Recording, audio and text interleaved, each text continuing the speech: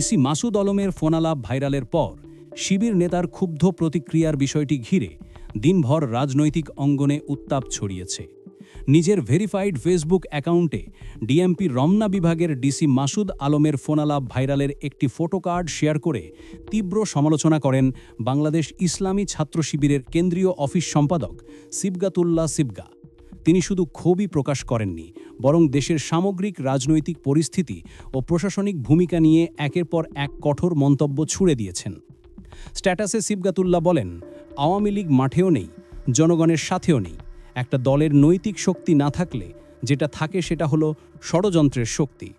তিনি উল্লেখ করেন, পতিত ফ্যাসিস্টরা এখন রায়ে দুর্লভ জগৎ শেঠ আর উমিচাঁদের মতো কিছু আমলা, পুলিশ আর মিডিয়ায় আশ্রয় নিয়ে অভিনয় করছে। তিনি আরও বলেন, ওরা কি জানে না আমরা সেই প্রজন্ম যারা অভিনেত্রী দিল্লি দাসী হাসিনার অভিনয় দেখে বড় হয়েছি? সেই হাসিনা যে বাবা ইলিয়াস আলীকে গুম করে ছোট্ট মেয়ের সামনে অভিনয় করেছিল, মেট্রো রেল আর বিটিভিতেও অভিনয় করেছিল। অবশ্য মতিউর রহমান রেন্টু আমার ফাঁসি চাই বইয়ে এই অভিনয়ের ব্যাপারে আগেই বলেছিলেন। স্ট্যাটাসের মাঝেই তিনি সাতক্ষীরার সাবেক ডিসি নাজমুলের প্রসঙ্গ টেনে লেখেন, সাতক্ষীরার নিরীহ মানুষ হত্যাকারী সাবেক ডিসি নাজমুল সৈয়দা রেজওয়ানার আঁচলের তলে লুকিয়ে থেকে ষড়যন্ত্র করছে। আমরা জানি, মাসুদ, তোমাদেরকেও আমরা চিনে রাখছি। সিবগাতুল্লাহর বক্তব্যের সবচেয়ে তীব্র অংশ ছিল, প্রজন্মের বিরুদ্ধে যারা ষড়যন্ত্রে নেমেছে তাদের খুঁটি দিল্লিতে। দিল্লির পদচুম্বনই তোমাদের নিয়তি। গোলামির শিকলে যাদের মন বন্দী, আজাদির মর্ম তারা কখনোই উপলব্ধি করতে পারে না। এরা সেই দৃষ্টান্তই দেখিয়ে যাচ্ছে।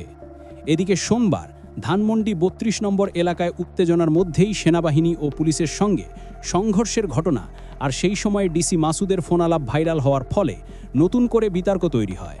ভিডিওতে তাকে বলতে শোনা যায়, এরা তো শিবির তো স্যার, আমাদের নতুন কিছু ফোর্স লাগবে। এই মন্তব্য সামাজিক যোগাযোগ মাধ্যমে ব্যাপক প্রতিক্রিয়া তৈরি করেছে, যার জবাবেই যেন আরও আক্রমণাত্মক সুরে সামনে আসলেন সিবগাতুল্লাহ। পুরো ঘটনার পর রাজনৈতিক অঙ্গনে প্রশ্ন উঠছে, এই ফোনালাপ, উত্তেজনাকর পরিস্থিতি এবং পরবর্তী প্রতিক্রিয়া কি নতুন কোনো রাজনৈতিক স্রোতের ইঙ্গিত বহন করছে? পরিস্থিতি কোন দিকে মোড় নেবে, এখন সব নজর সেদিকেই।